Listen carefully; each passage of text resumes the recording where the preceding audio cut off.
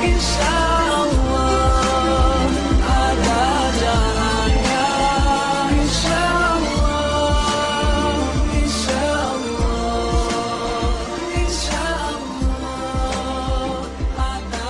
Bismillahirrahmanirrahim. Assalamualaikum warahmatullahi taala wabarakatuh.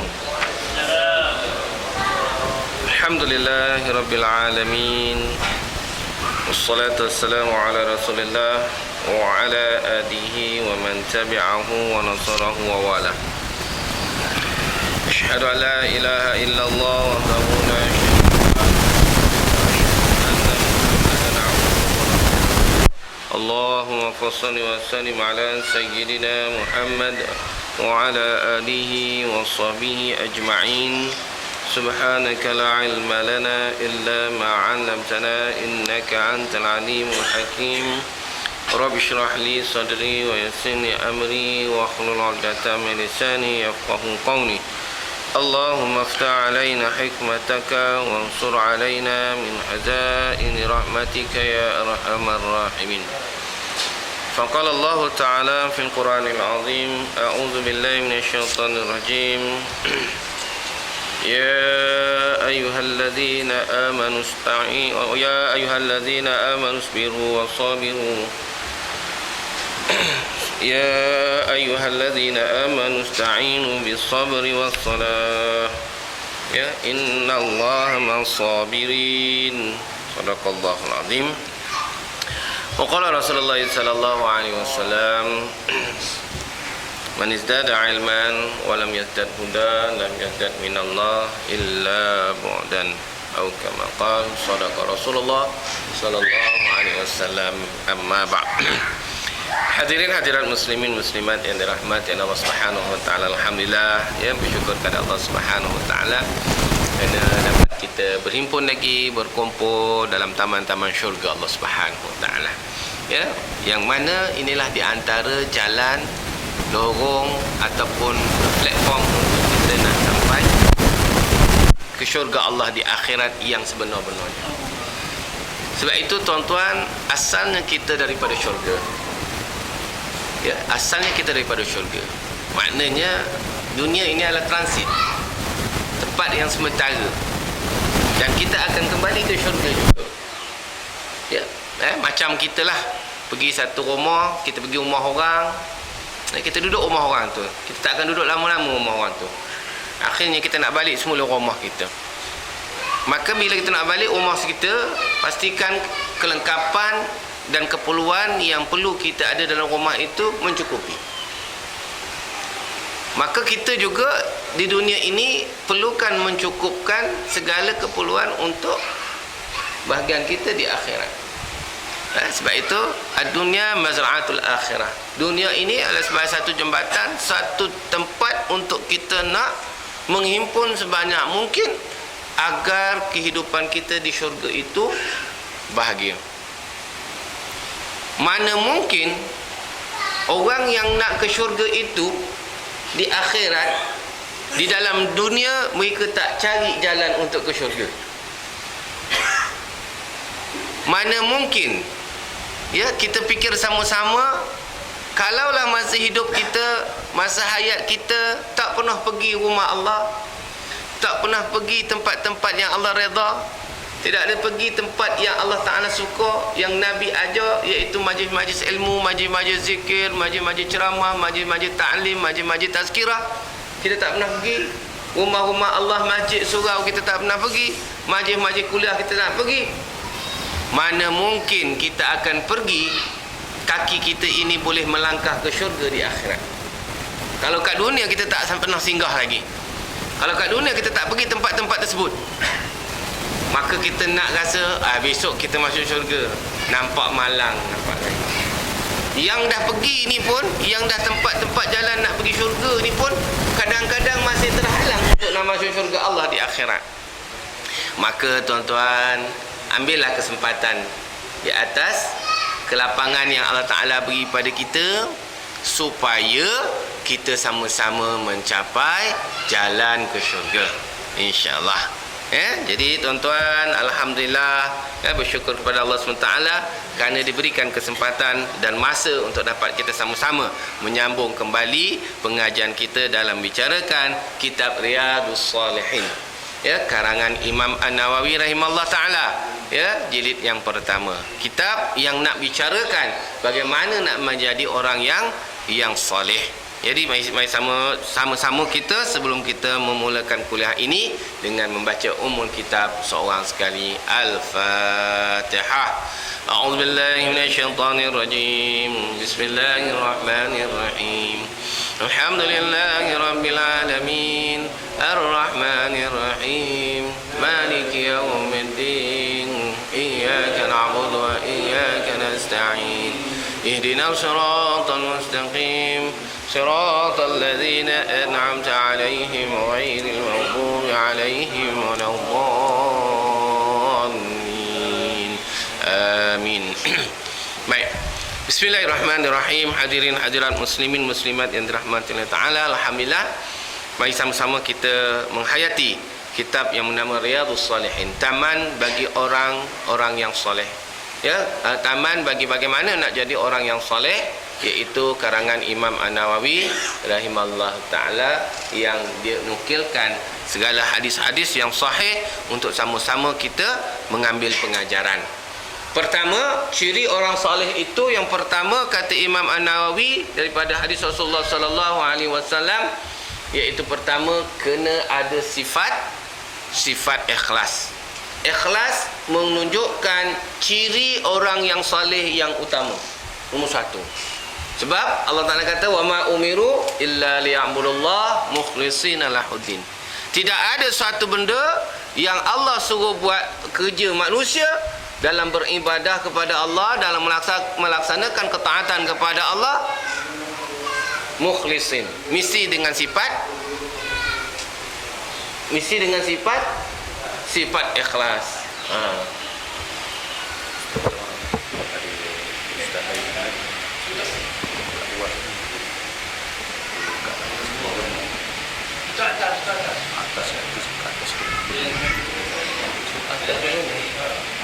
Sekarang kita pakai mic dua.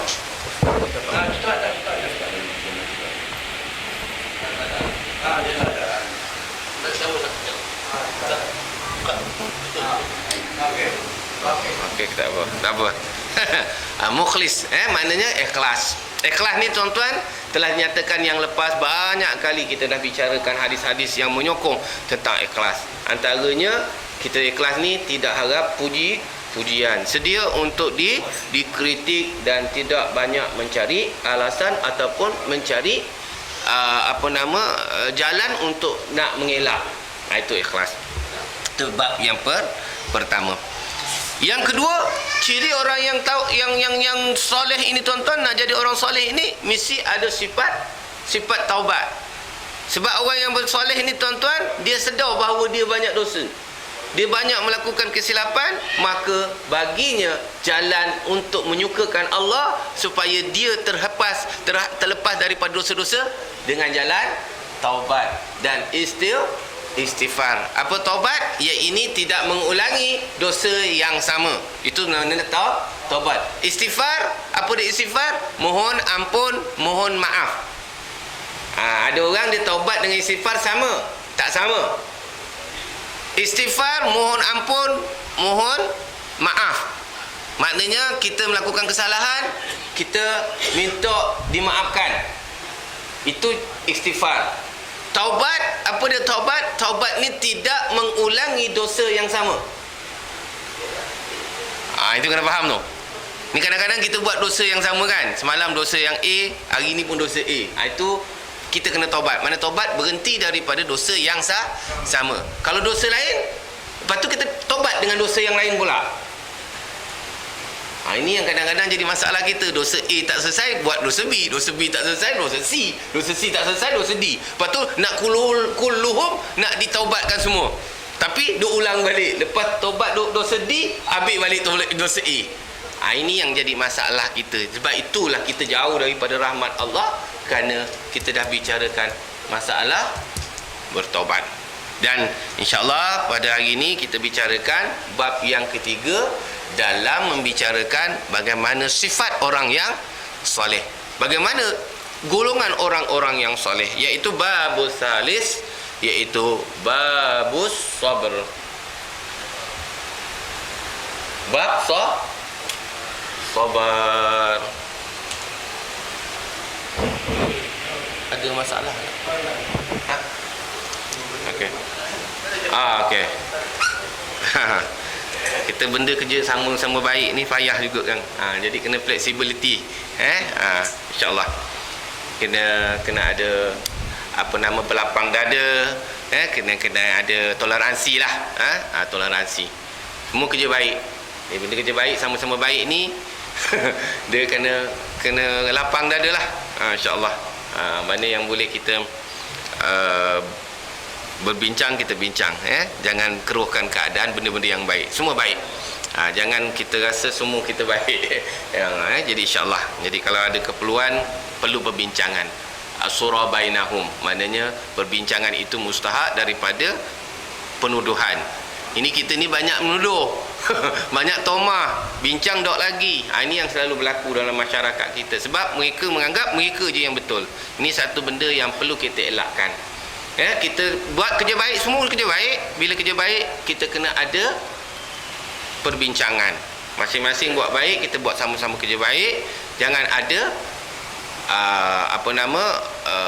penuduhan, jangan ada rasa kata orang tu menyalahkan orang lain. Ini berat lah. Itu bukan ciri Islam lah. Jangan Islam. Islam ni sebenarnya banyak berbincang daripada menuduh. Sebab itu tuan-tuan, kalau kita nampak sesuatu, jangan terus kita spekulasi, buat suatu tomahan. Fatabayyanu dulu, siasat, bincang bagaimana nak mengatasi perkara ni. Jangan terus kita buat tindakan-tindakan yang kurang sihat. Inilah toleransinya dalam Islam. Sebab itu Islam as-salim. Aman salim maknanya sejahtera, aman, tenang, selamat. Ini kalau duk masak muka tu tak selamat lah. Okey, baik. Jadi sebab itu tuan-tuan, nak jadi orang soleh, Imam Nawawi kata susun: 1 ikhlas, 2 taubat, 3 mesti ada sabar. Orang nak dapat kejayaan mesti orang yang sabar. Sebab itu Allah Subhanahu Wa Taala berfirman dalam Allahumma salli ala Muhammad, dalam surah Al-Baqarah ayat 153, Allah Taala berfirman, a'udzubillahi minasyaitonir rajim, wasta'inu bis-sabri was-salah innallaha ma'as-sabirin. Mintalah pertolongan kepada Allah. Jadi manusia ni pun satu masalah juga. Bila dia nak minta tolong, dia minta tolongan manusia. Memang ada yang perlu minta tolong dengan manusia, tapi sebelum minta tolong dengan manusia, minta tolong dengan Allah dulu. Sebab semua puncanya daripada Allah. Kadang-kadang kita minta tolong dengan orang, bukan selesai masalah, tambah masalah. Kalau orang yang kita minta tolong tu amanah, tak ada masalah.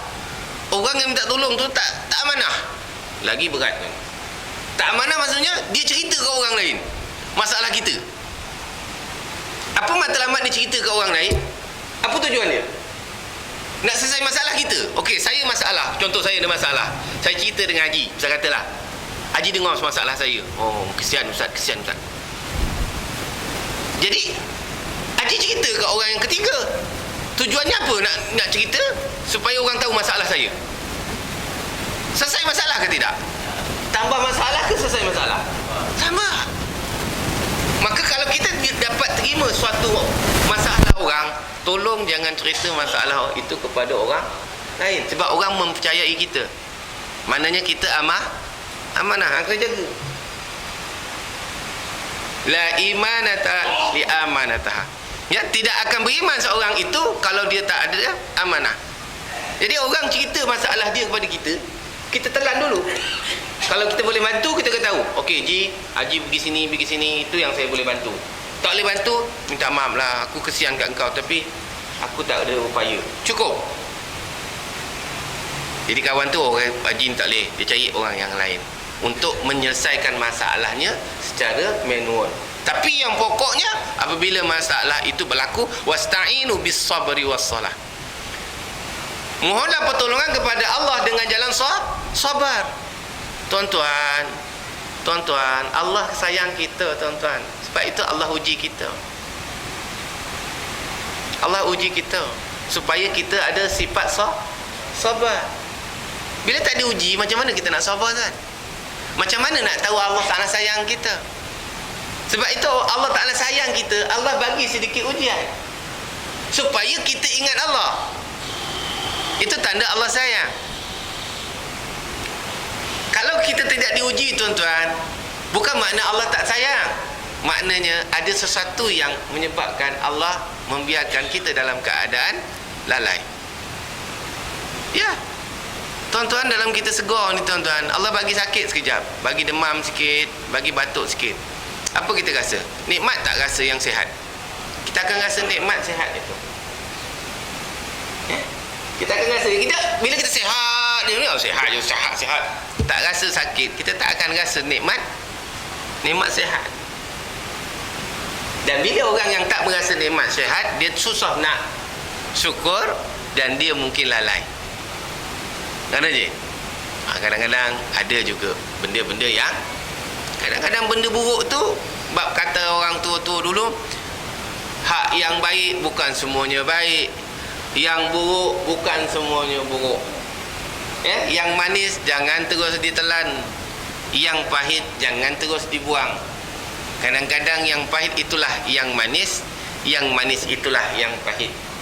Maka bagaimana kita nak letakkan bagaimana yang pahit itu jadi manis, yang manis itu jadi pahit? Sabar. Itu jalan orang soleh. Nabi diuji dengan Allah Ta'ala berbagai-bagai, sehingga nyawanya menjadi galang ganti. Tapi Nabi mempunyai sifat sabar yang tinggi. Akhirnya dapat dia kemenangan mengislamkan orang-orang yang jahiliah, yang menentang Rasulullah, menentang Allah. Akhirnya mereka menjadi pendukung Islam yang paling mulia, seperti Sayyidina Umar, Sayyidina Sufyan. Itu di antara manusia yang memang provokasinya memang cukup kuat terhadap Rasulullah SAW. Tapi Nabi sabar. Nabi sabar dalam menghadapi, sebab ini kerja Allah. Allah Ta'ala nak uji manusia. Akhirnya Nabi menjadi manusia.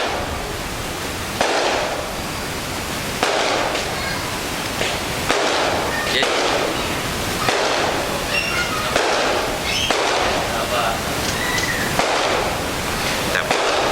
dia buat masalah.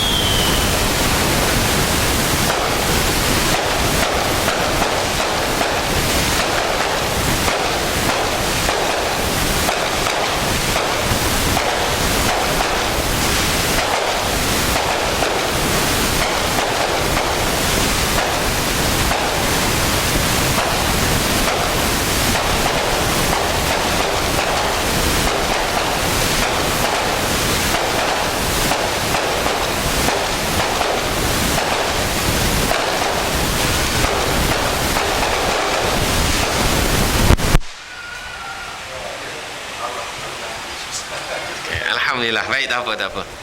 Laluan kita apa? Baik. Mana tadi kita? Sabar tadi. Okey, sabar. Jadi sabar ini, tuan-tuan, Nabi sabar, sebab itu Nabi dapat kemenangan. Akhirnya kita pun 3 suku dunia telah diislamkan secara keseluruhan.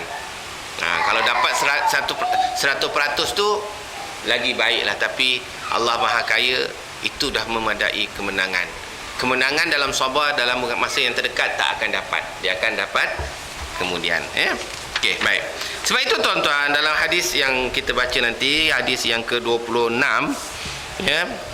Rasulullah sallallahu alaihi wasallam mengatakan, wa an Abi Malik Al-Haris bin Asim Al-Ash'ari radhiyallahu anhu qala Rasulullah sallallahu alaihi wasallam, at-tuhur syatrul iman walhamdulillah tamli'ul mizan wa subhanallah walhamdulillah tamlanu aw tamli'u ma baina as-samawati wal ard was-salatu nurun was-sadaqatu burhanun was-sabru diya'un wal-qur'anu hujjatul laka aw 'alaika kullan nas yaghdu faba'i'un nafsahu famu'tikuha aw mubiquha, rawahu Muslim. Ya, hadis ini menceritakan bagaimana Nabi SAW meletakkan nilai-nilai seorang Muslim yang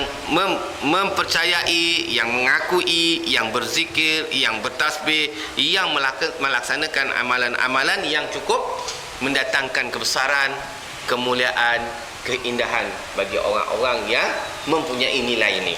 Apa dia kata?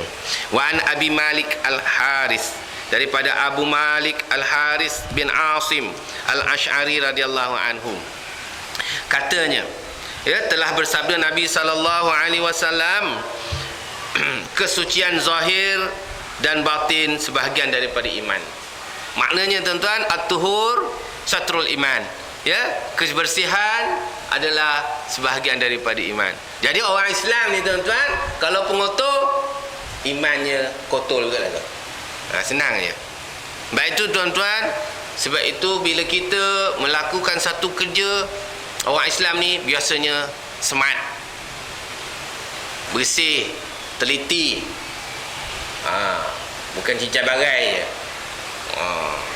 Lebih-lebih lagi tuan-tuan, dalam penyediaan makanan kena teliti. Orang kita ni kadang main cincai-cincai. Sebab itu pinggan kalau nak makan, letak rak kan, dekat rak pinggan jangan tu ambil, lalu air dulu. Ini tak ada, jalan je. Bersih Ustaz? Memang bersih. Nabi ajar suruh bersih. Sebab apa? Ketika dia tidak ada orang di rumah, jin-jin dah menjilati bekas-bekas makanan itu. Sebab itu bila malam, tuan-tuan, makanan kena tutup. Takung-takung air tutup. Bukan orang tua cakap, itu hadis Rasulullah suruh. Kalau air tu tak ada, buang. Macam ni kan, tutup. Ada orang buka, Ustaz ambil berkat. Salah, tutup. Ni Ustaz bagi kuliah kan, nak ambil berkat supaya air liur Ustaz masuk gitu. Tak ada, berkat bukan macam tu. Berkat lepas Ustaz minum baru berkat. Tapi tak nak dah pun. Kadang-kadang tak habis, tak pernah orang minum habis. Ustaz tu mulut busuk, dia tak mau. Kalau kita kampung dulu, bekas Ustaz ni minta kenal Ustaz, nak minum. Minum. Berkat. Ustaz berkat ilmu dia.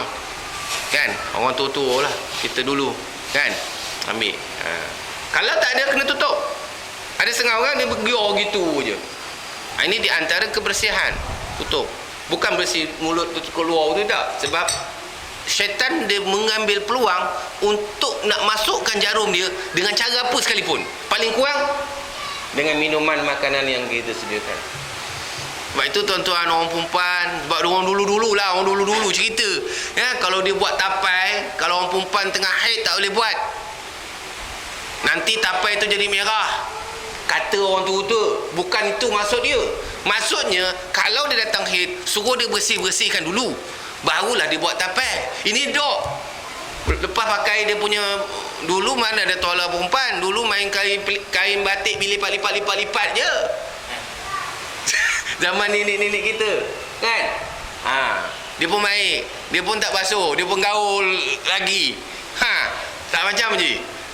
Kita tengok air merah, kita tengok bila tapai merah, ini mesti orang perempuan datang haid. Salah, persepsi yang salah. Merah tak merah itu bukan kerja dia datang haid tak datang haid. Kan? Kalau orang jahiliah dulu tuan-tuan, orang perempuan bila datang haid tak boleh masak. Bayangkan tuan-tuan, kalau pakai sampai sekarang, orang perempuan seminggu tak masak, relax je. Asal je? Tak boleh. Nyaya tuan. Tuan lah moncong. Lah semua tak dapat. Makan pun tak dapat. Lagi pening. Kan? Tak. Islam bukan macam tu. Kamu dalam haid, masaklah. Tak salah. sebab haid itu fitrah. Tapi jaga kebersihan. Bila kamu haid, kamu kena bersihkan diri. Sebab kamu dalam keadaan ketika itu menanggung najis. Nampak tak? Kita pergi tandas pakai terompah, pakai selipar. Walaupun tandas kita bersih, boleh kita makan dalam tandas. Tapi dia sunat juga pakai alas kasut. Pasal apa? Pasal nak jaga bersih. Takut anak-anak kita tembak je, tak jiroi. Faham je? Lepas tu kita pun ambil wuduk, keluar pergi sembahyang kat rumah. Ini kita contoh ni, rumah kita kan tandas dalam bilik. Memang kita guna bersih. Pada satu hari anak kita pergi tembak situ, mana kita tahu? Nampak tak? Sebab itu gunakan kasut. Jangan cakap bersih Ustaz. Jangan tengok dari segi zahiriah dia. Sebab itu dalam hukum fiqh dia kata ada najis ainiyah, ada najis hukmiyah. Ini kena belajar dulu. Ainiyah ni najis yang kita nampak. Ini tai, ini kencing, ini darah, tu nampak. Hukmiyah ni kita tak pasti. Yang tak tahu, tapi dari segi baunya ada bau hancing, tapi tak nampak kan. Dari macam mana kita nak membersihkan dia itu. Itu kaedah fiqh. Boleh faham? Dah mabuk dah. Banyak sangat ustaz masuk tajuk ni. Dah nak beritahu bersih. Sebab itu tuan-tuan, Nabi suruh kita bersiwak, bersugi sebelum solat. An asyukka ala ummati, kalau kata Nabi, kerana aku tak nak menyusahkan umatku, nascaya aku akan fardukan tiap-tiap kali orang solat gosok gigi. Tujuannya apa? Kadang-kadang kita makan macam-macam tuan, kan? Kadang-kadang lambat gosok gigi, malas. Gunakan sugi supaya mulut kita bersih. Bila bersih, bacaan kita sempurna.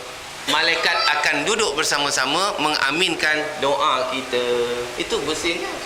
Sebab tu at-tahur. Pertama, kata Nabi SAW dalam ini, kesucian zahir dan batin sebahagian daripada iman. Zahir tu maknanya dari segi fizikal, batin tu maknanya iman, akidah. Ya, akidah. Wa subhanallah. Sebelum walhamdulillah tamla'ul mizan. Sesungguhnya perkataan yang diucap oleh orang-orang beriman, ucapan pujian bagi Allah, alhamdulillah. Ya.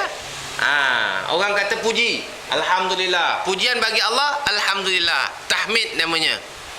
Alhamdulillah namanya tahmid. Kalau orang kata sama-samalah kita baca tahmid. Jangan demenong aja. Baca ke tahmid tu apa namanya? Alhamdulillah. Ini kena bagi faham ni. Hidup dah belajar semua sudah. Orang suruh baca alhamdulillah lah. Itu orang Melayu senang. Sebenarnya namanya tahmid. Tahmid ni apa dia? Kita memuji Allah SWT, mengucap alhamdulillah. Apa kesan dia? Ucapan alhamdulillah memenuhi neraca. Sebab tu tuan-tuan, bila kita sebut alhamdulillah ni banyak kali tuan-tuan, dia akan memberatkan neraca kita di padang mahsyar semasa yaumul hisab. Neraca di akhirat. Sebut alhamdulillah. Bilal bila nak azan pun alhamdulillah 10 kali. Alhamdulillah. Bilal je yang baca. Yang lain diam aje. Pasal mizan dia dah banyak. Pasal mizan dia dah penuh. Kan? Dah ada peluang sebutlah. Kalau misal kata Bilal tak sebut, jangan tak sebut, biarlah. Jadi Bilal pun terus kamat. Habis.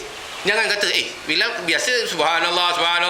Dia tak ada pula. Tak payah komplain lah. Benda tu flexibility. Bacalah. Tak baca, udah.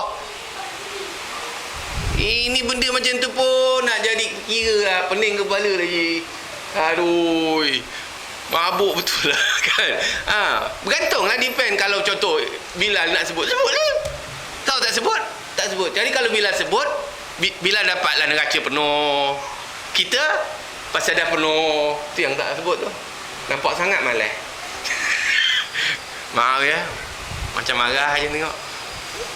Dia sekali-sekali dia kena macam tu juga. Bagi sedau. Walaupun dia tulis yang baca Bilal aja. Banyak kali saya perhati. Ni kali ni boleh bercakap pasal kena tajuk.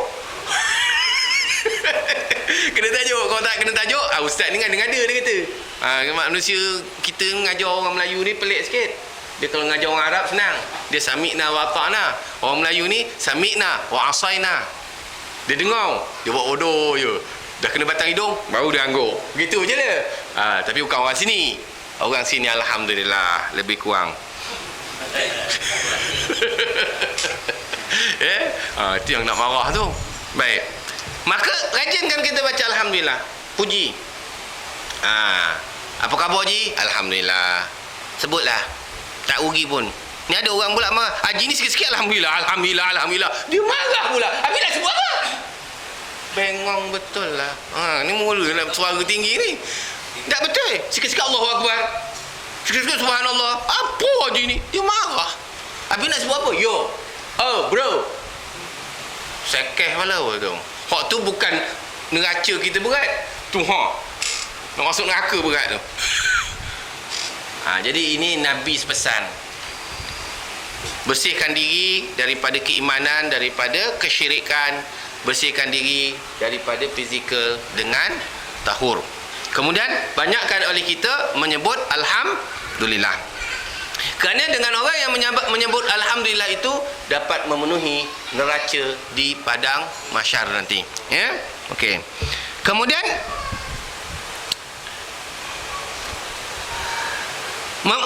membaca subhanallah serta alhamdulillah. Subhanallah walhamdulillah. Dua terus. Tadi alhamdulillah saja. Ni tambah sikit subhanallah. Subhanallah namanya tasbih. Orang panggil tasbih. Tasbih tu bukan biji tu. Orang Melayu kalau tebus tasbih ni lah dia. Ustaz tasbih mana? Tasbih. Inilah tasbih. Tasbih misbah. Nah ini misbah pengiraan. Untuk kira.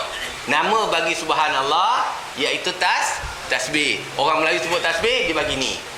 Allah sabar je. Nak macam mana? Dia kecil dah ada khabar yang tu tasbih. Bila kata pergi baca tasbih, dia ambil benda ni. Bila orang sebut tasbih apa dia tuan? Subhanallah. Bila sebut subhanallah itu ialah tasbih. Siapa yang menyebut subhanallah kemudian diiringi dengan alhamdulillah, keduanya itu memenuhi apa yang ada di antara langit dan bumi. Tuan-tuan, kalau kita duduk saja tak ada benda nak sebut, bacalah subhanallah walhamdulillah, subhanallah alhamdulillah. Kita sebut tu walaupun sekali tuan-tuan, memenuhi apa yang ada di langit dan bumi. Allah tuan-tuan, senang nak dapat pahala, tapi tak nak. Malah bukan tuan-tuan ni, orang lain lah. Tuan-tuan masya-Allah berbuih mulut, ringan saja sebut. Betul? Amin. Apa kita tengok pada satu hari daripada pagi sampai petang, banyak kali kita tasbih ke banyak kali kita sembang? Nampak? Yang kita nak menuhkan mana? Kan Allah Nabi dah kata dah, kita sebut tu penuh mizan, penuh antara langit dan bumi, tapi kita cari jalan yang tak penuh-penuh tu. Patut nak masuk syurga awal. Kan pening kepala. Kan? Baik, insya-Allah kita cari jalan yang terbaik. Kemudian tuan-tuan, sesiapa yang melaksanakan sembahyang sebagai cahaya baginya.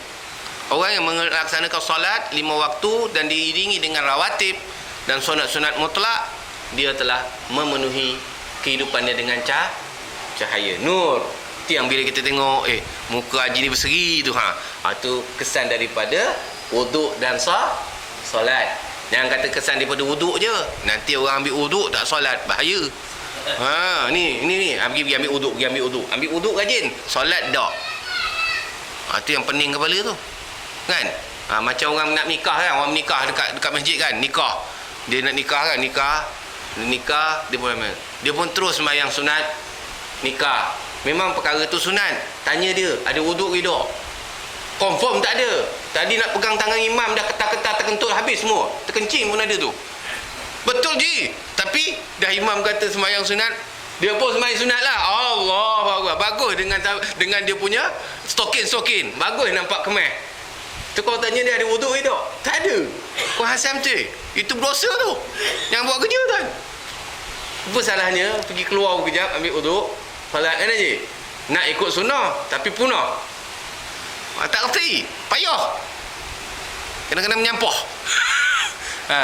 Nak buat betul Islam, buat betul-betul. Biar sempurna.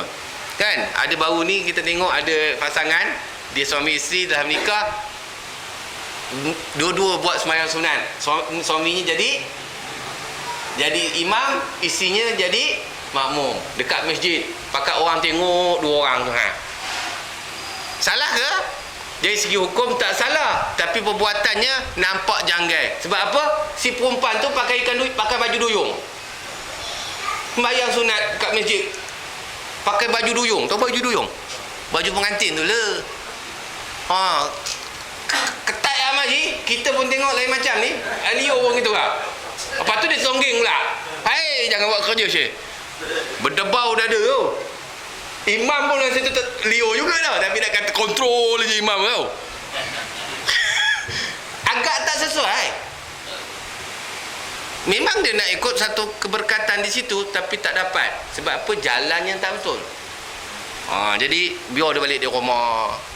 Kau nak buat juga pun, pakailah telekung betul-betul. Kan? Ini dengan render tu. Allahu Akbar.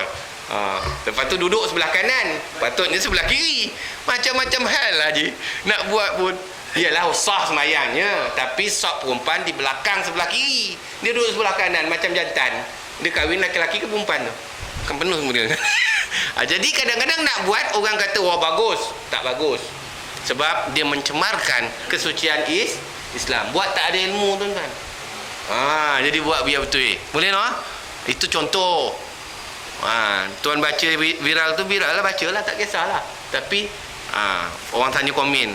Nak komen apa pun dia dah berlaku, tak payah komen. Komen masa belum berlaku. Tegur tu kan. Tu. Jadi tuan-tuan kena jagalah. Ya? Jadi bersihkan diri. Orang yang bersih, orang yang solat itu baginya cahaya. Sebab tu tuan-tuan, orang yang solat ni walau-walau macam mana busuk pun adalah nur tu. Kita tengok cahaya tu, nampak ada cahaya. Hidup muka gelap je. Dalam bukan muka tu bukan hitam, salah. Tuan-tuan jangan cakap amboi ustaz poligami dak. Muka dah hitam tapi tak ada cahaya. Suram je tengok. Kan? Dia dengan wuduk, dengan solat itu nampak jernih sikit. Nampak cerah sikit. Nampak? Dia mancar cahaya dia ada. Kan Haji? Ini tengok muka pecah rumah je. Kan? Suram. Betul Ji. Tengok kalau Haji tengok orang-orang yang ragut dapat kena tangkap, perompak kena tangkap, tengok muka dia. Penculik tengah angkat kan muka dia. Tak ada seri dah. Dia satu muka takut, kedua memang tak ada seri. Kita kalau takut, berseri lagi. Sebab tu rumah kita sayang kita. Manis. Imam kata manis. Kalau baik lagi, tambah manis. Sayang abang. Kan? Ini abang muka kelat. Kan? Jadi manis sikit. Macam mana cara dia? Solat dengan makcik kita. InsyaAllah manis. Baik. Kemudian sesiapa yang mengamalkan sedekah pula sebagai bukti iman mereka. Sedekah. Sedekah itu sebagai bukti keimanan seseorang. Sebab orang yang rajin sedekah, dia rasa itulah harta yang akan disimpan. Bukan harta yang disimpan itu harta dia. Harta yang disimpan, harta yang disedekahkan, harta yang diinfakkan, harta yang dibelanjakan kerana Allah, itulah harta yang akan kekal sampai akhirat. Harta yang kita simpan tak kekal. Faham Ji? Nama saya Ustaz, nama saya. Takkan orang boleh ambil? Memang orang tak boleh ambil. Tapi kalau meninggal, Haji boleh pergi ke kaunter minta keluar duit. Nama Haji tu. Haji meninggal, boleh bawa? Ada 2 juta Haji. Haji dalam akaun ada 2 juta. Haji dah meninggal. Boleh pakai tak 2 juta? Siapa yang pakai? Orang hidup lah Haji. Habis Haji apa yang ada dalam kubur? 2 sen je. Sedekah kan. Sebab itu kita tengok ulama-ulama dulu ya, sahabat-sahabat dulu bila nak kapankan, jubah dia lah yang dikapankan. Tak ada lain. Jubah yang dipakai itulah yang dia buat kapan. Sebab apa? Semua telah disedekahkan. Nampak Haji? Kita dalam lemari, dekat 3 lemari baju kita, tak pakai-pakai lagi. Dah tak pakai tu, sedekah je lah. Mana Haji? Sayang Ustaz, sayang. Baju kahwin tu, zaman mana Haji kahwin, simpan lagi, buat apa? Ustaz, ini sentimental value Ustaz. Kalau Haji boleh pakai, saya tak marah. Tak boleh pakai dah, anak pun tak mau pakai. Zaman Haji nikah tu, simpan lagi. Betul tak Haji? Nak buat apa? Buat kenangan kononnya. Kenangan lah. Tak boleh pakai, saya tahu pun. Zaman Haji kahwin dulu, Masya Allah, kerengga pun kalah pinggang dia. Comel je Sekarang nak masuk peha, tak lepas. Itu nak pegang lagi. Bagi je lah. Bila orang pakai, dapat pahala kita. Nampak tak? Jangan. Jadi kita kalau buat macam tu, rumah kita tak banyak lemari dah. Tak tambah-tambah lemari lagi. Ini gaduh mari garu kepala. Bang, ni baju tak tahu nak letak mana. Beli satu lemari, bubuh lagi lemari. Kan? Betul je? Tinggal yang perlu-perlu saja kita. Baik, sedekah. Itu sebagian daripada bukti keimanan kita. Dan dia kata dia, wasabru diaun. Dan sabar itu sebagai sinaran. Sabar inilah yang mencerminkan seorang itu mukmin. Bila orang mukmin ni, dia banyak sabar. Dia banyak sabar. Sabar dalam telah kita bicarakan ada 3 kategori yang kita telah bicarakan yang lepas. Kalau ingat lagi. Sabar dalam menangani nikmat, sabar dalam melakukan ketaatan, sabar dalam meninggalkan maksiat, sabar dalam menghadapi ujian Allah Subhanahu Wa Taala. Ini kena sabar benda-benda macam tu. Boleh Ji? Sabar. Ni sabar dalam taat ni kena sabar ni. Nunggu ustaz ni kuliah bila nak habis ni. Tu kena sabar. Tak sabar, syaitan kata, yes, aku menang. Orang tak sabar, syaitan menang. Sabar je lah. Ngantuk pun ngantuk lah, tidur kejap, habis cerita. Sebab Nabi dah pesan, tidur waktu kuliah dapat pahala. Tak salah. Tak salah. Sebab tu saya tak marah orang tidur dalam kuliah. Saya tak pernah marah. Dia sendiri yang sedar. Tak apa. Saya tak pernah marah pun orang tidur. Saya diam je. Saya tetap belajar. Tak ada masalah. Kuliah saya tetap baca. Walaupun dia ngangguk je, faham je kan. Tak apa. Tak apa. Saya tak kisah. Sebab dia dah untung sebab dia ada dalam majlis ilmu. Dalam majlis ilmu, majlis taman syurga. Orang taman syurga mana boleh kena marah. Orang dalam syurga seronok je, tidur seronok. Kan? Itu orang dalam syurga. Sebab itu orang tidur dalam kuliah tak pernah sakit kepala bangkit. Walaupun tidur terlelap. Tak sakit kepala. Cuba kita luar daripada kuliah, tertidur. Sakit kepala Syekh, makan Panadol. Sini alhamdulillah tak minta pun Panadol. Boleh takbir lagi, Allahu akbar. Tak tahulah wuduk dia betul ke tidak, tak tahu dah tu. Dia selamba je macam orang khutbah kan. Hari Jumaat besok kan, tidur meleleh ni. Bila kamat dia bangun, sedekah, relax je, berdiri tak baca. Bukan gaduh nak ambil wuduk kan. Kan? Tercuit je, Syekh. Batal bunyi pun tu. Tak apa, okey. Ponggong tetap. Mana dia tahu dia ponggong dia tetap? Dia tidur. Pelik kan ni kan? Degil lah tu. Tersabar je. Sabar. Baik. Kemudian dia kata wal Qur'anu hujjatul laka aw 'alaika. Dan orang yang sering membaca Al-Quran itu sebagai bukti untukmu atau atasmu dan setiap manusia. Maknanya Al-Quran itu sebagai bukti hujjatun. Maknanya sebagai hujah kita di dalam barzah dan juga di akhirat. Jadi tuan-tuan, kalau kita nak fasih, nak lancar hujah kita di barzah dengan akhirat, banyak baca Quran lah. Ini baca Quran jarang-jarang, kadang-kadang. Lepas tu bila nak tengok soal dia malaikat mungkar nangkir, nak lancar. Tak lancar tuan-tuan. Sebab Al-Quran ni hujatan. Dia akan jadi tujuh kita. Rajin-rajinlah baca Quran. Baik je. Dulu Ramadan kita dah baca dah khatam 3 kali kan? Khatam 3 kali kan? Oh, sekali je. Salah saya. Oh, masjid lain. Masjid lain. Ingatkan masjid ni khatam 3 kali. Itu yang dia dapat 3 kain pelekat. Masjid tu buat khatam 3 kali. Itu yang dapat 3 kain pelekat. Sini sekali 1 je. Padalah kan?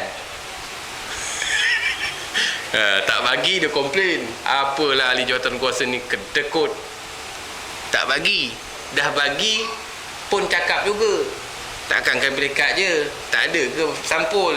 Bunyi juga je. Ngada betul. Orang dah bagi pahala tu dah banyak lah kan. Misal kata. Tapi orang sini tak bunyi. Dia dapat kain pelekat pun pelekat lah. Gajah duduk. Alhamdulillah. Tak dapat. Langsung tak bagi. Alhamdulillah. Bagus. Jangan bagi. Ini nak jadi isu pula. Kalau bagi sebagai satu insentif saja. Kan? Bukan kewajipan. Wallahualam. Tukar je lah. Kain pelekat dia kata dekat lemari dah susun. Tak tahu nak pakai. Kan? Ni bohong je dapat kain pelekat. Kadang-kadang saya tengok, saya perhati. Bukan surau ni lah. Bukan surau ni. Tempat lain.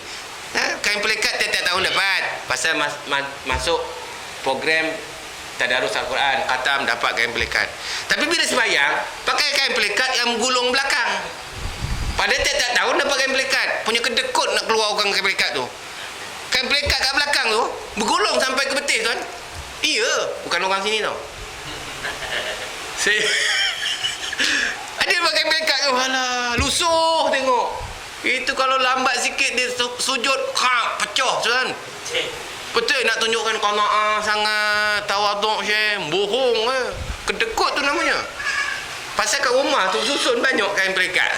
Tukarlah gajah duduk, gajah berlari, gajah berdiri. Semua macam-macam, gajah tidur semua ada. Orang yang tak jadi gajah. Kan? Baik. Kullu nas yaghdu fabai'un nafsahu. Dan setiap manusia dipakaikan, ya, di pagi lagi ada yang menjual dirinya, ya, ini memelihara diri daripada siksaan Allah Subhanahu Wa Taala, dan ada juga yang membinasakan dirinya sendiri, ya, ini tidak ingat akan keridaan Allah. Maka Nabi pesan dalam banyak-banyak itu, sabarlah di antara tonggak, yang mana di dalam kehidupan itu ramai di kalangan manusia yang beriman, tuan-tuan, mereka ada yang menjaga diri mereka daripada murka Allah, dan ada juga di kalangan manusia yang beriman itu mereka membiarkan diri mereka untuk tidak mendapat redha Allah Subhanahu Wa Taala. Ini Nabi pesan dalam hadis ini, hadis yang ke-26 daripada kitab Riyadhus Shalihin. Dia suruh kita apa, tuan-tuan? Jaga diri kita. Pagi-pagi lagi jangan sampai kita menjual agama kita. Apa dia jual agama? Kadang-kadang kita berlawanan, kita bersaing dengan perkara kebaikan dengan maksiat.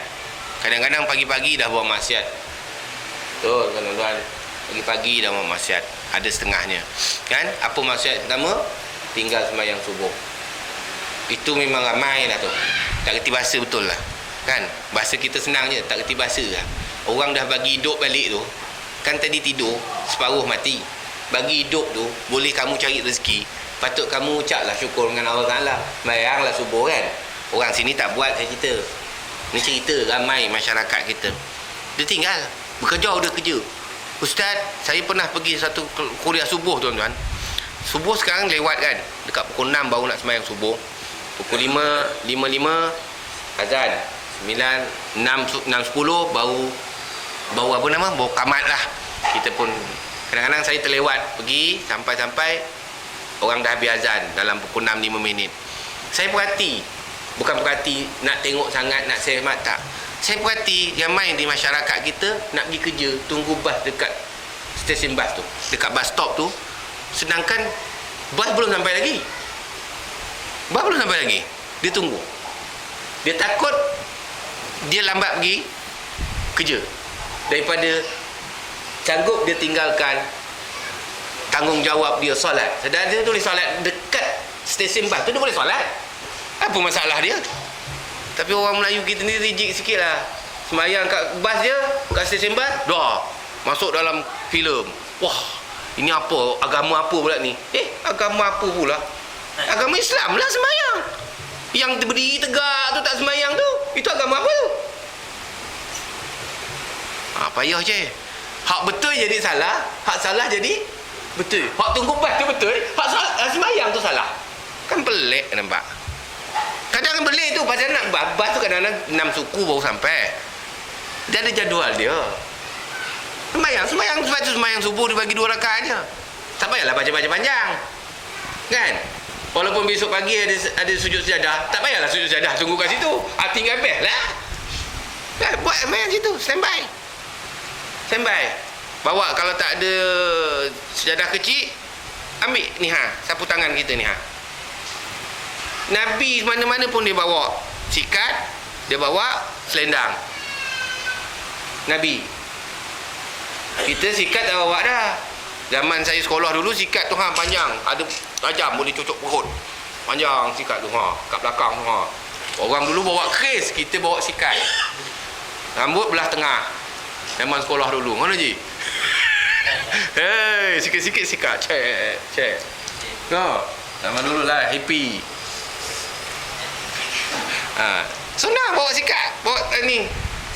Tak dapat selendang. Ni. Sebab ingkit kalau kita nak solat, bentar untuk buat sujud. Selesai kan?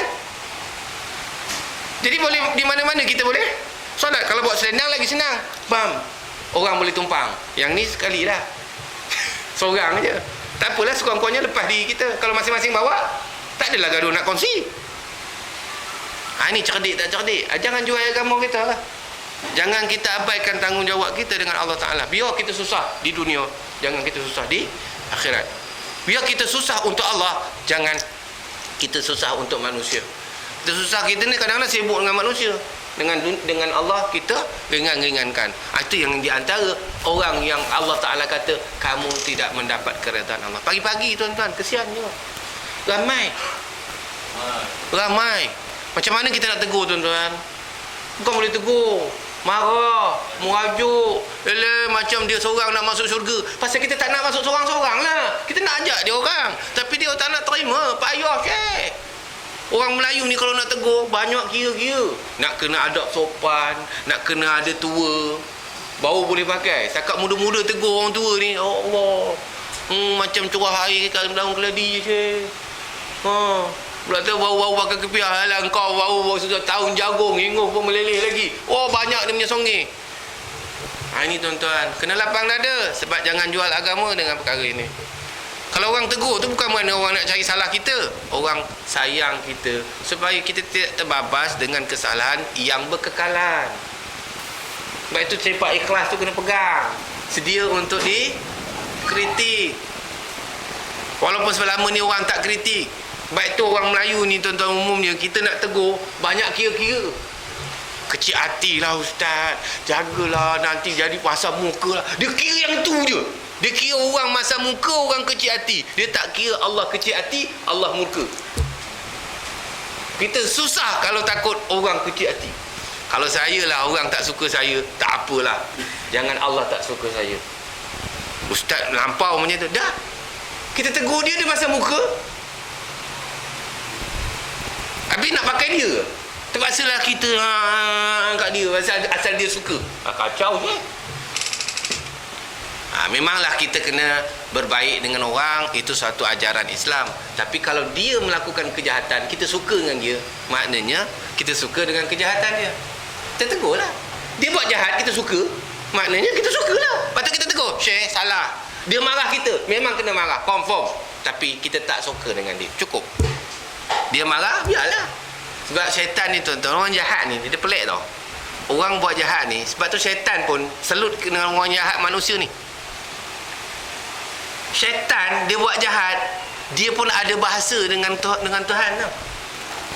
Ya Allah, dah engkau dah jadikan aku ini derhaka dan masuk dalam neraka, aku minta tangguh.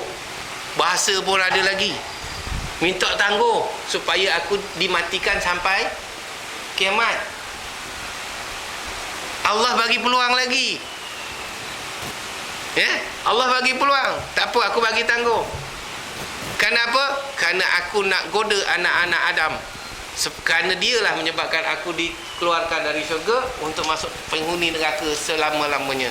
Jadi aku nak ajak dia sama-sama dengan aku. Itu syaitan yang dimurkakan. Aba wastakbar wa kana minal kafirin. Dia minta Allah benarkan. Tapi Allah kata-kata kecuali illa mukhlisin, kecuali orang yang ikhlas dalam kerja agama dia. Kau tak boleh kacau. Pak lain kau kacau tak? Orang ikhlas kau jangan kacau. Ya, orang ikhlas ni tuan-tuan, dia sedia untuk dikritik. Kita ni orang jahat, orang manusia kita ni tuan-tuan, dahlah kita buat jahat, orang tegur, kita pula marah dengan orang yang tegur, tak puas hati lagi. Selagi kita tak dapat dia teruk daripada kita, kita buatlah dengan satu tindakan, panggil kawan-kawan, ajak pergi belasah kawan yang tegur kita. Lagi jahat tak daripada syaitan? Syaitan tak ajak geng-geng dia, jom kita pukul Nabi Adam. Tak ada. Sedangkan dia punya tentera ramai. Dia tak pernah kata, Tuhan aku nak bantai ni Adam dengan Hawa, pasal dia aku keluar daripada syurga. Tak ada. Dia dah kena murka, dia tahu, terima. Mai kita manusia. Lepas tu syaitan kata, oh lebat kamu badan, bagus. Jadi aku tak banyak kerja. Betul je. Kita buat salah. Contoh seorang buat salah, orang lain tegur. Satu, dia tak terima. Kedua, dia marah balik orang ni. Dia tak puas hati dengan orang ni, dia buat lagi supaya orang ni lagi teruk daripada dia. Nampak tak? Lagi teruk daripada syaitan. Bila kita cakap macam tu, marah pula dia kata kat kita. Patutnya dia melakukan kesalahan, dia melakukan maksiat, kita tegur. Sepatutnya kalau dia tak terima pun, dia diam je lah. Betul tak? Ini tak bawa geng pula. Saya tak puas hati. Tak cara kasar, cara halus. Mak, lagi teruk.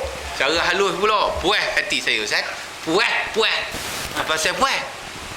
Saya tak pergi semayang, dia tegur, Ustaz. Saya marah. Hati saya kecil. Kecil hati saya. Dia tegur saya tak semayang. Saya tak pergi semayang. Yang heran tu, yang dengar tu boleh sokong pula. Kan bengong sungguh. Patutnya engkau salah, orang tu tegur betul lah. Barulah dia tak ada kawan. Ini yang tahu pasal nak jaga hati. Janji dia member hari-hari dia ajak kita minum teh. Ya. Nampak tak? Lagi jahat tak? Ha? Batu api lagi. Padahal dia tak ada kena-mengena pun dengan orang yang kan? Tapi pasal nak jaga hati kawan, ini masalah dia. Sebab itu tuan-tuan, ramai di kalangan Nabi kata benda ini benar. Ramai dia orang ramai, pagi-pagi ada yang menjaga agamanya, ada yang menjual agamanya. Jadi kita nak masuk dalam kategori mana? Yang menjaga agama ke atau yang menjual agama? Jadi kalau nak jaga agama, balik daripada cerita tadi, hendaklah banyakkan bertahmid. Apa dia? Alhamdulillah. Banyakkan tasbih, banyakkan takbir. Subhanallah walhamdulillah, Allahu akbar. Kemudian banyakkan melaksanakan salat, kerana dengan salat itu inna salata tanha 'anil fahsya'i wal munkar. Kerana salat itu akan mencegah manusia daripada melakukan kemungkaran. Kemudian sabar. Nampak? Sabar. Kemudian apa dia? Banyak baca Quran. Kemudian jangan jual agama kita kerana kepentingan peribadi, kerana kepentingan manusia. Ini jaga. Ada orang penting peribadi, jual agama juga. Jangan tuan-tuan. Ini antara kemurkaan yang boleh Allah Ta'ala berikan kepada mereka. Jaga. Biarlah kita ni papa di dunia, tapi kita kaya di akhirat. Walaupun kita dunia ni orang tak berapa suka kita, memang orang tak berapa syara kita. Alah cakap dengan ustaz ni sikit-sikit subhanallah, sikit-sikit alhamdulillah, sikit-sikit insya-Allah. Alah boring ah. Ada orang dia tak selesa tau. Alhamdulillah, syukur. Sikit-sikit alhamdulillah, sikit-sikit alhamdulillah. Ada manusia yang tak selesa tau, tak selesa. Sebab tu golongan ustaz-ustaz tok guru ni, orang yang tak berapa nak belajar ilmu ni, dia tak berapa rapat. Dia rasa kalau rapat mesti nanti ustaz tu kan nanti tegur. Jadi dia jauhkan daripada ustaz. Selamat dia. Yang nak dekat dengan ustaz-ustaz ni orang yang nak cari keredaan Allah biasanya. Dan tak ramai lah. Memang tak ramai, zaman Nabi pun gitu. Orang yang nak kepada agama ni memang golongan tak ramai, kemudian baru ramai. Bila Nabi dah wafat, sahabat-sahabat semua yang mengajak kepada kebaikan semua dah wafat, baru dia pergi, kalau ada kan bagus. Dia begitu je. Masa ada ni memang tak ada dah. Dia kutuk lagi ada lah. Kan? Ustaz tu cakap pandai tapi teruk. Itu biasalah. Biasa. Dengar-dengar juga. Kutuk-kutuk juga. Tapi kau orang sini lah. Sebab tu ustaz dengan ustaz ni, tok guru ni tak ramai orang yang mendekati dia, kecuali orang itu nak cari redha Allah. Jenis-jenis orang kaki judi, kaki jackpot, main kuda, tak ada duduk dengan ustaz. Nampak ustaz sekejap je, hilang. Tak boleh duduk sama dia. Takut terkeluar. Panas. Panas. Kan? Yang tu boleh duduk kat kedai kopi daripada pagi sampai besok pagi. Itu boleh. Duduk kuliah je.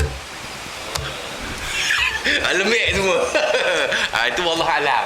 Tu pulang pada tuan-tuan nampak steady lagi, alhamdulillah. Ni lambat lagi nak habis ni.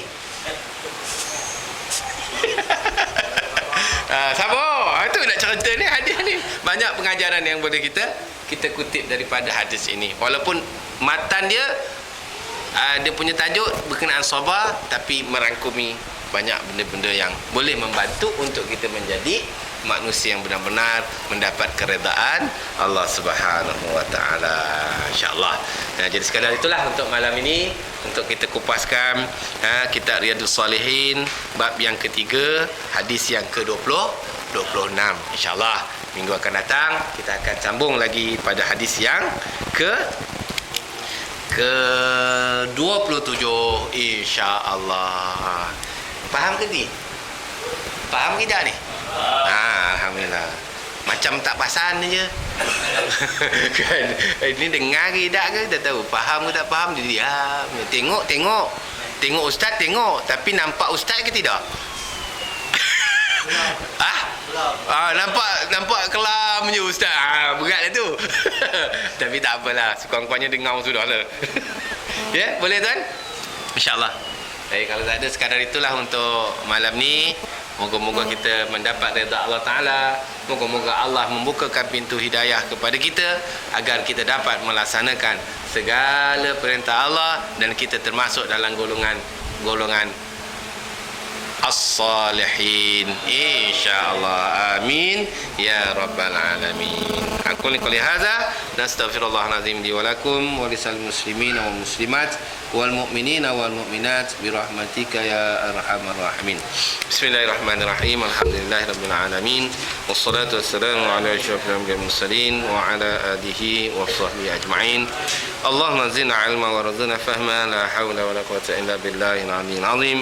Allahumma jama'ana hadza jam'an marhuma wa tafarraqna min ba'di tafarruqan ma'suma. Rabbana atina fid dunya hasanah wa fil akhirati hasanah wa qina adzabannar. Alhamdulillahirabbil alamin. Takhir dengan tasbih kafarah dan suratul Asr. Subhanakallah wa bihamdihi asyhadu an la ilaha illa anta astaghfiruka wa atubu ilaik. Bismillahirrahmanirrahim. Wal 'asri innal insana lafi khusrin illa alladhina amanu wa 'amilus shalihat wa tawassaw bil haqq wa tawassaw bis sabr. Baik, tuan-tuan hadirin hadirat muslimin muslimat yang dirahmati Allah Taala, sebelum kita tamat, ada pengumuman di sini berkenaan dengan permohonan dana pembangunan dan prasarana pondok Sautul Aswaq, ini yang dikelolakan oleh Ustaz Sauki, ya, yang semalam ada kuliah kan, Sauki. Jadi dia minta jasa baik kita sama-sama untuk kita nak buatkan amanah saham akhirat. Ya, kalau kita nak rasa kita ni nak ada bahagian di akhirat, marilah sama-sama kita menghulurkan dana yang membantu untuk prasarana pondok Sautul Aswaq ini, yang memerlukan belanja lebih kurang 70,000. Ya, kelengkapan yang tak diperlukan iaitu pembangunan 40,000, penyempurnaan iaitu dalam persiapan 20,000, prasarana pondok, kelengkapan meja, tempat kipas dan sebagainya 10,000 ya. Jadi dia perlukan lebih kurang dana ya. Ada 16, tapi ini saya keseluruhan lah. Jadi ada 16,000, tak apalah. Capai ke tak capai 16,000, lebih pun tak ada masalah. Yang usaha kita sama-samalah membantu meringankan keperluan yang dia. Sebab dia adalah pondok yang dibiayai oleh sumbangan oleh orang ramai, bukan daripada sumber-sumber kerajaan ataupun sumber-sumber badan-badan yang berkanun. Ini sumbangan kita sama-sama. Jadi moga-moga ini sebagai satu wakaf yang boleh kita dapat pahala walaupun kita telah meninggal dunia. Jadi terpulang pada tuan-tuan, bolehlah disalurkan kepada akaun Maybank ya, 5541500242 ya, atas nama Al-Aswaq ya, atas nama Al-Aswaq. Akaun itu Maybank. Kalau tuan-tuan tak dapat bagi kat sini, mungkin bagi melalui akaun. Mungkin kat sini nampak nak bagi banyak kan, nampak. Jadi nak nampak, biar Allah Taala nampak, melalui Maybank. Maybank yang nampak rimau je. Rimau dia tak bercakap. Dia tak cakap. Ji. Ustaz tu dia derma 2,000. Rimau tak cakap. Dia senyum je, dia ngaum je. Kalau masuk tabung, dia bercakap. RM5 je. RM5 je. RM1. Dia bercakap. Pasal yang lihat ni bukan rimau. Ini harimau. Boleh tak? InsyaAllah. Jadi apa-apa pun boleh berujuk dengan setiausaha ataupun ahli jawatan kuasa surau untuk membantu dana-dana ini, insyaAllah. Jadi sekadar itu, wabillahi taufiq. Assalamualaikum warahmatullahi taala wabarakatuh. Wallahu a'lam.